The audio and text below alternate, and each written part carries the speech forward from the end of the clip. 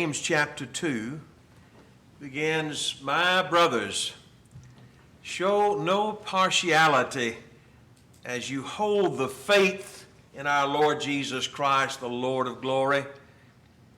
For if a man wearing a gold ring and fine clothing comes into your assembly, and a poor man in shabby clothing also comes in, and you pay attention to the one who wears the fine clothing and say, 'Oh, you sit here at a good place,' while you say to the poor man, 'You stand over there,' or 'Sit down at my feet,' have you not then made distinctions among yourselves and become judges with evil thoughts?" Well, there are a lot of interesting things about this passage and applications of it. But you know, one thing that strikes me is that maybe the book of James might have been one of the first books written. Some people date the book of James, believing it to be James being the brother of the Lord, that James. The James we read about in Acts, there's a central part of the church at Jerusalem, that James. James wrote this book maybe in the 40s, AD 40.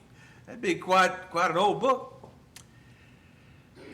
In fact, it's interesting when he talks about your assemblies here, he doesn't even use the word that so oftentimes is used in the New Testament, the word ecclesia, the called out. Sometimes that's used of the church assembled. He uses the word synagogue. So it's an old word, you know, that the Jews would have used for their gatherings. But this is not a group of Jews. This is a group of Christians who may have been Jews.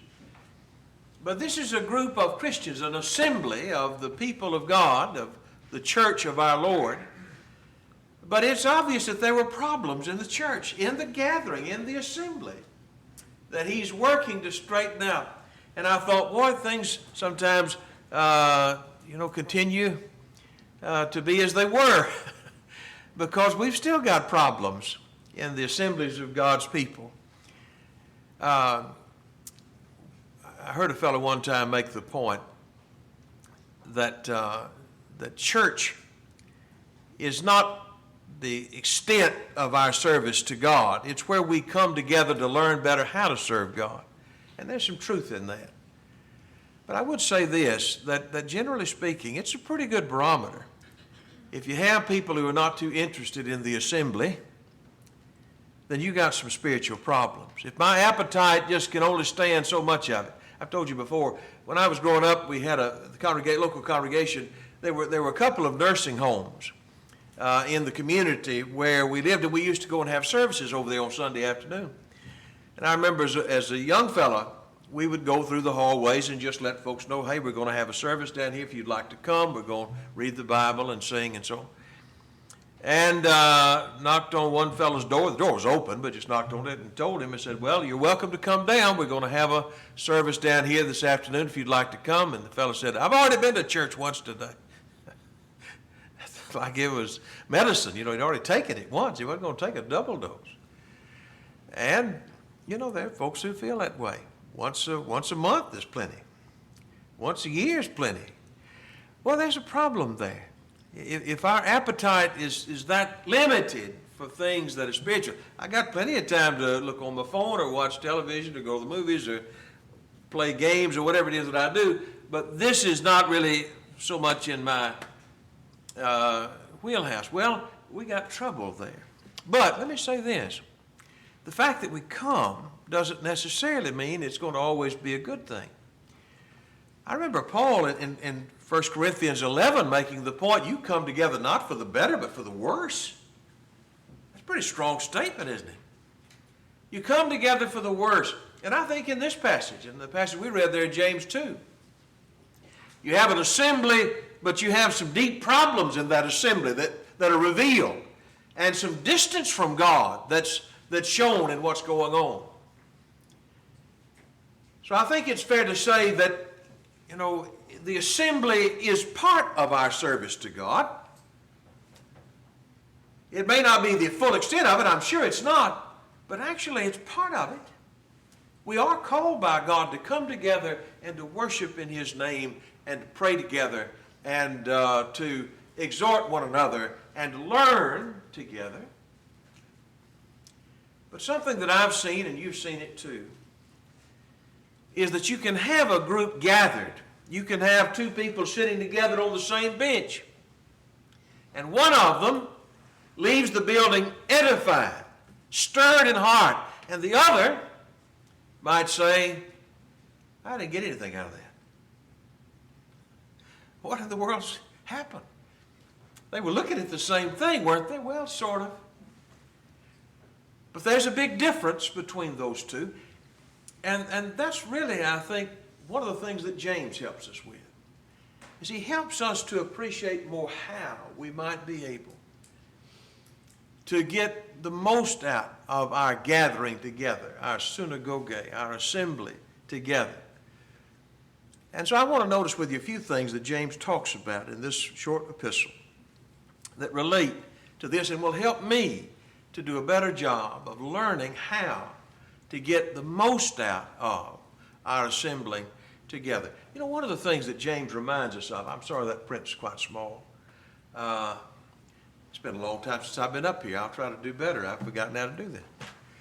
But one of the things that James mentions is that we must never forget God. Look in chapter 2, James 2 and verse 5. Hearken, my beloved brethren. Hath not God chosen the poor of this world, rich in faith, heirs of the kingdom, which he hath promised to them that love him? We started out with that reading where he was talking about how that sometimes in an assembly, maybe people are marginalized because they don't have a lot. They may be dressed poorly. They may come from a lower income situation. How terrible that is. You know the problem there? You forget how God sees. You're not seeing how he's seeing it. You don't think like he thinks.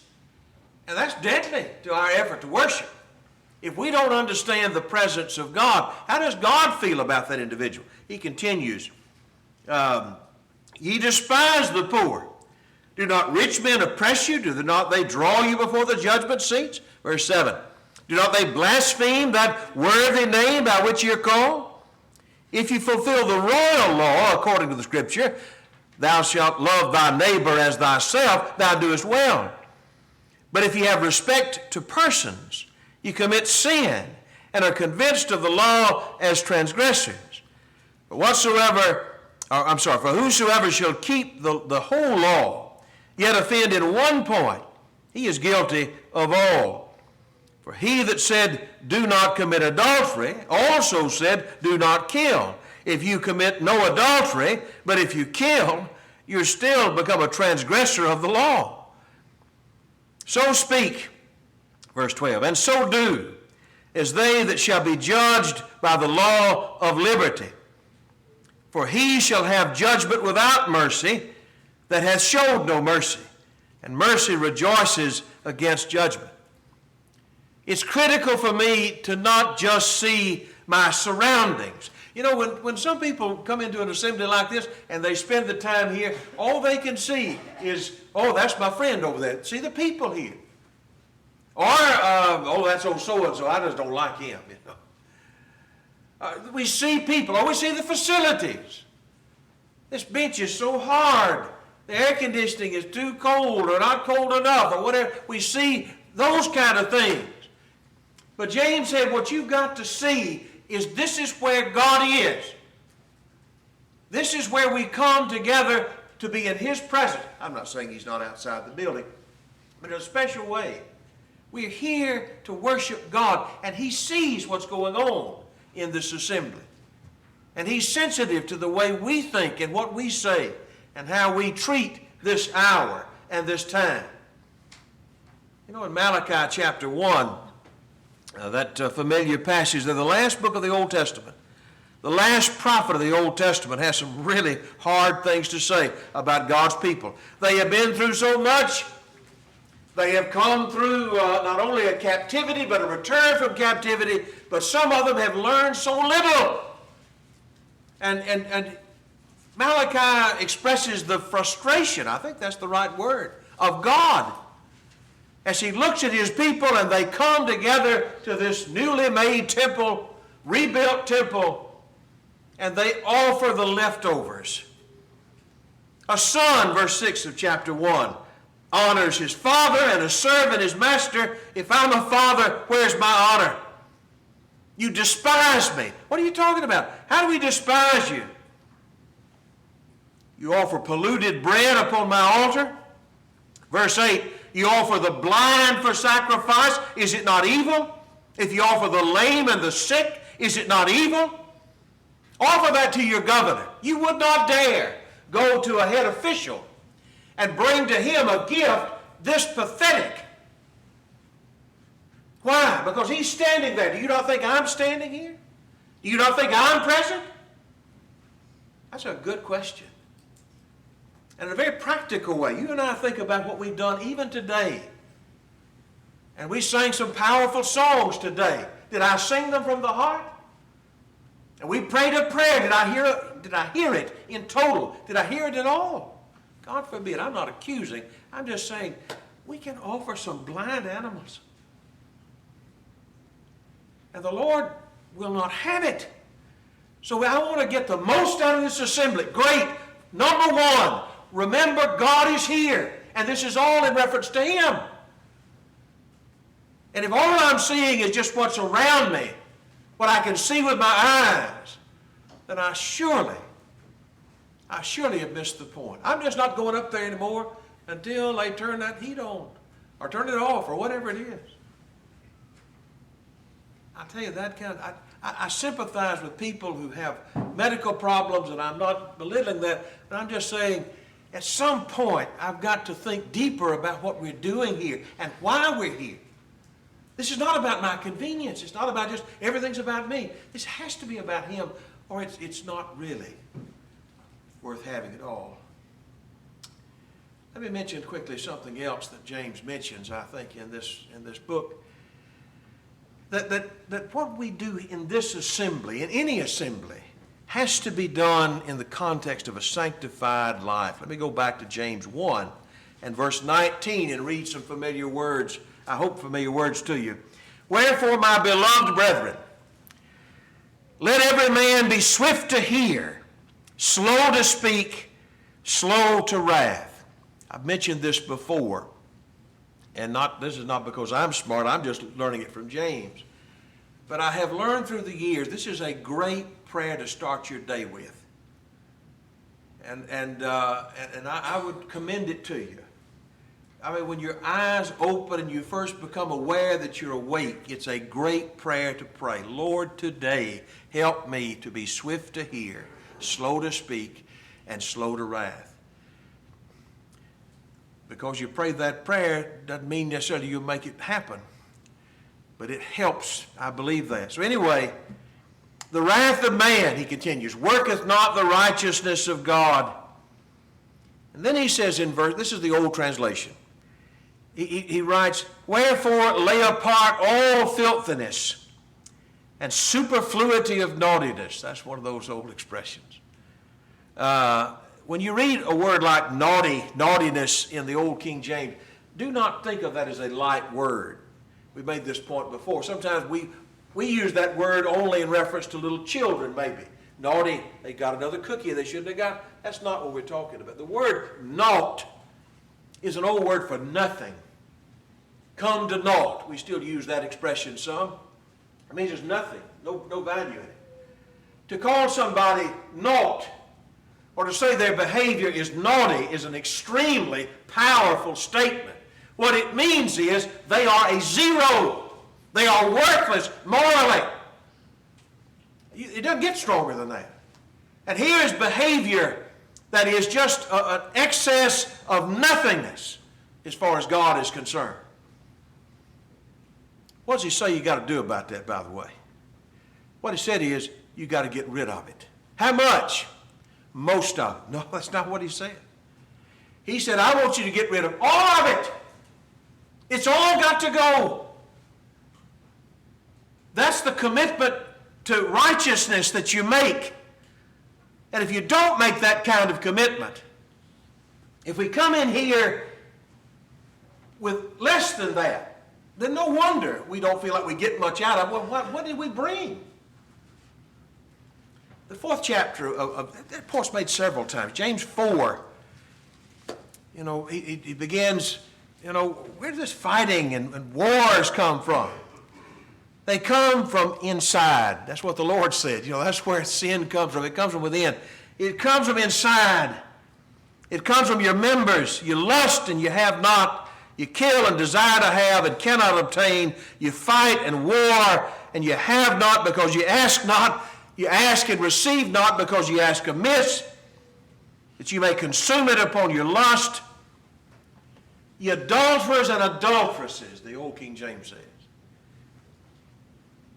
Do you not know that friendship with the world is enmity with God?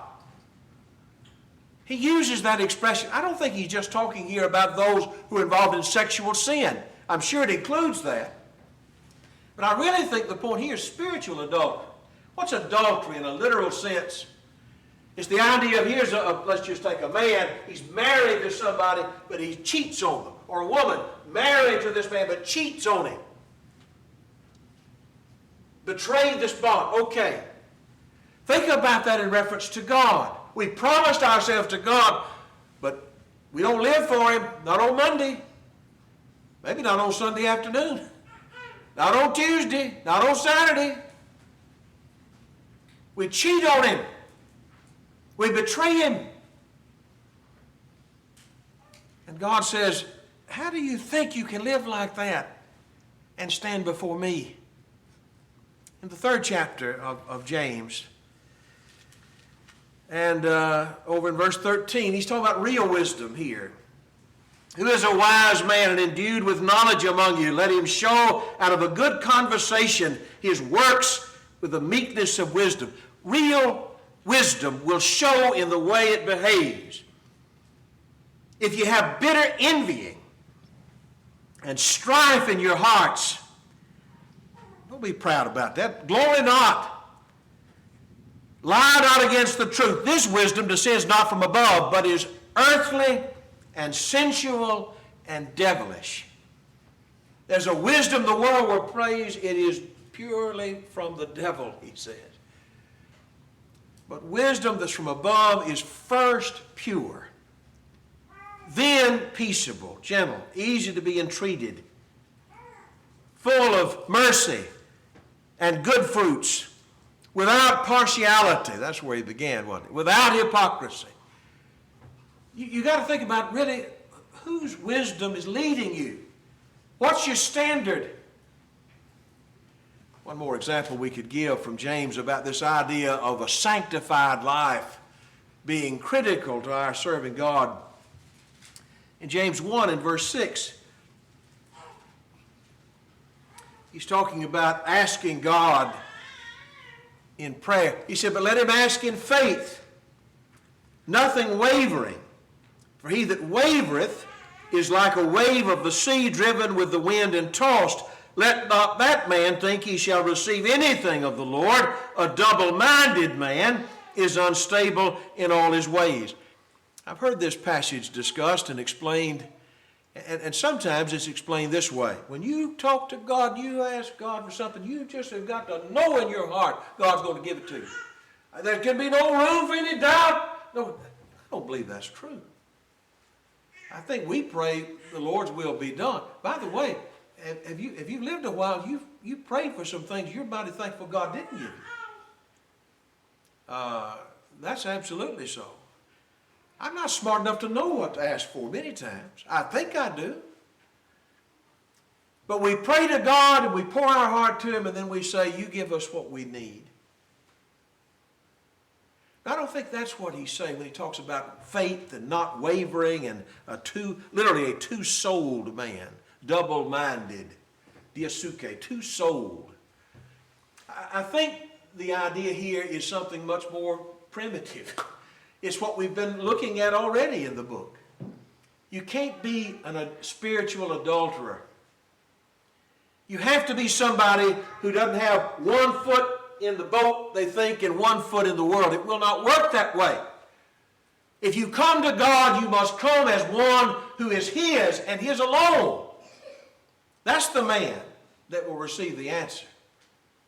That's the man that God will bless. And I think that's just true. So here's my point. I'm sitting here and I think, I just don't get much out of services. Okay, well, where am I internally in my heart? That may be the problem. What am I doing on Monday and Tuesday? And how committed really am I to what's going on here? How much do I believe? Those are the questions I need to be asking. It may be we don't need another song leader, or we need to change chairs. We may need to change chairs, but that's not ultimately our problem. Our problem is, where's my heart? Am I a two-souled man? Or am I single, as Jesus would put it? Okay, we got to get on here. Back in the first chapter, and in verse 23, I think another thing that's essential to getting the most out of, all we need to get out of this gathering together, is we have to have that spirit that comes not only to hear, but to hear and to do. You remember the words, "Be ye doers of the word, and not hearers only, deceiving your own selves.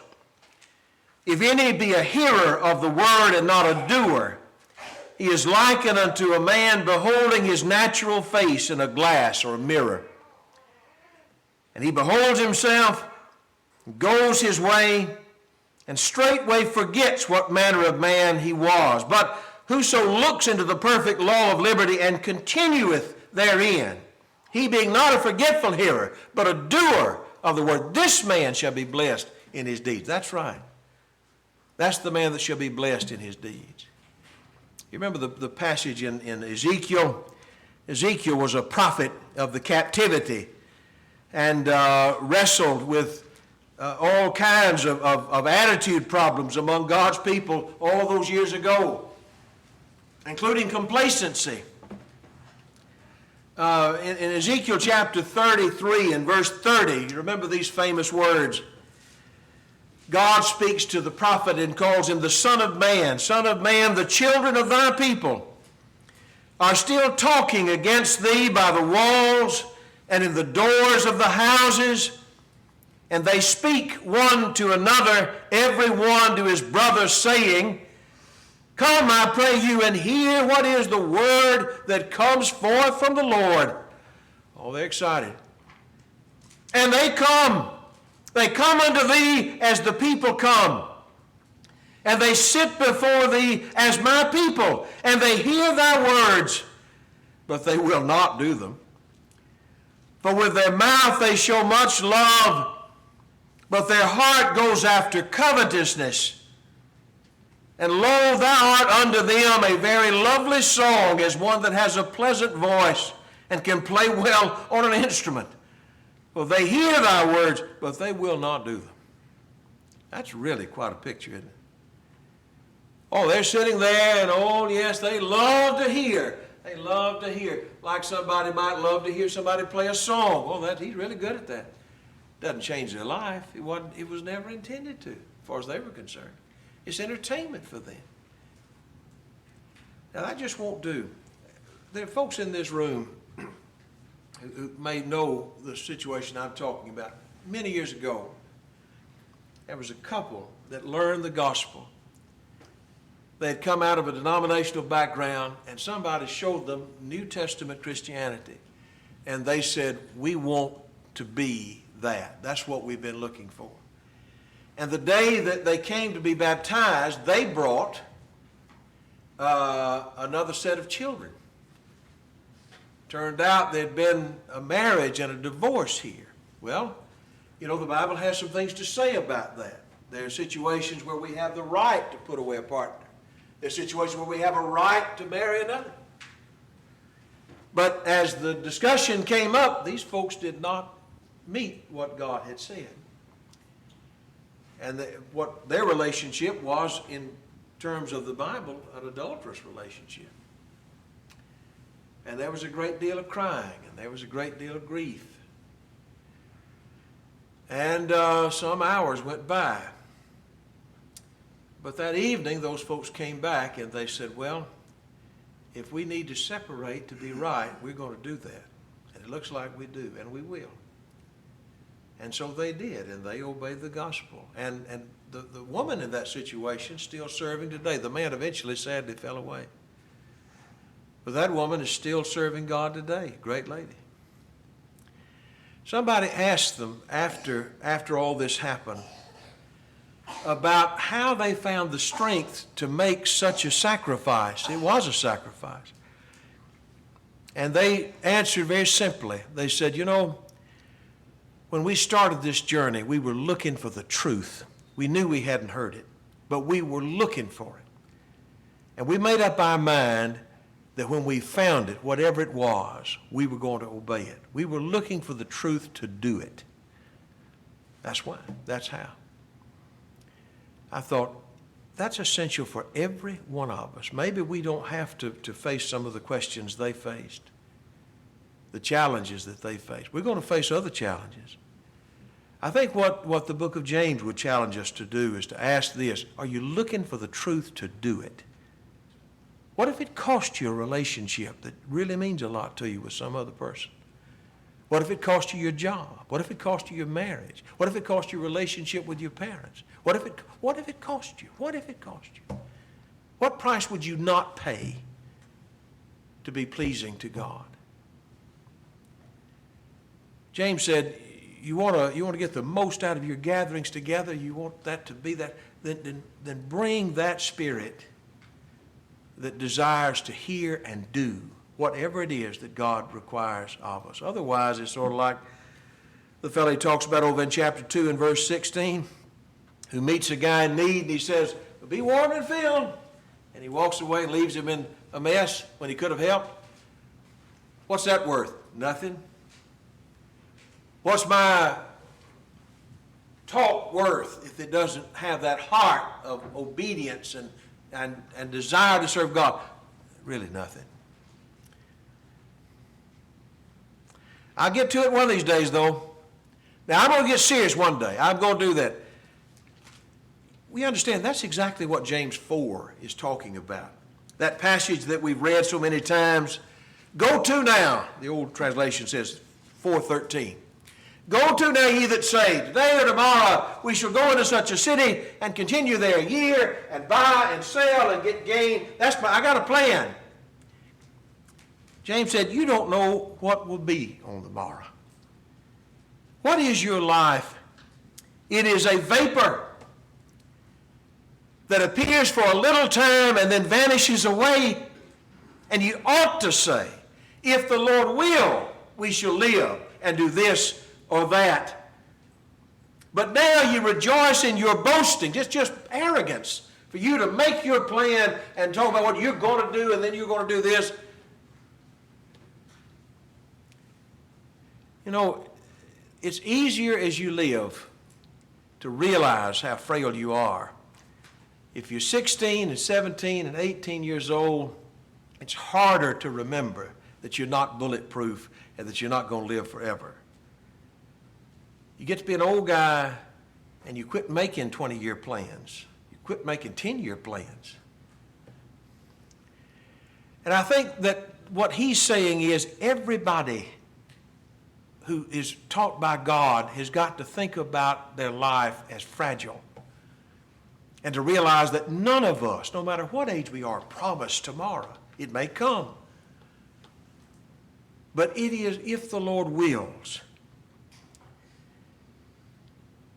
And then verse 17, how does this fit with what we've just read?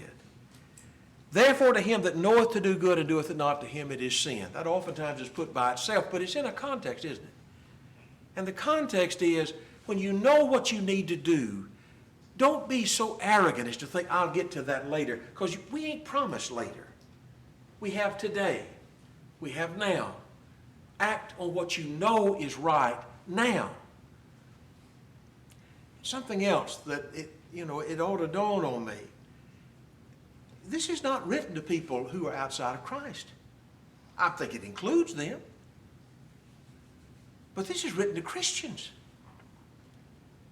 That's the ones who need this reminder, he says. So I want my worship to be, I want this time together to mean the most. I've got to bring to it this attitude that says, I'm here to do what I know is right today, to make changes today. Not one day, not sometime, not when it becomes easier. Another thing that he mentions, I think, in this text is that we surely are going to be affected in any gathering if we bring malicious attitudes toward others, including our brethren. Chapter 4 and verse 11, James writes, "Speak not evil one of another, brethren. He that speaketh evil of his brother and judgeth his brother speaks evil of the law and judges the law. But if thou judge the law, thou art not a doer of the law, but a judge. There is one lawgiver who is able to save and destroy. Who art thou that judgest another?" You're sitting here with bad feelings towards your brethren. How do you think you're going to reach God? How do you think that does not affect your relationship with him? Look over in the 5th chapter, the last chapter in verse 9. He includes this note: "Grudge not one against another, brethren, lest ye be condemned. Behold, the judge stands before the door."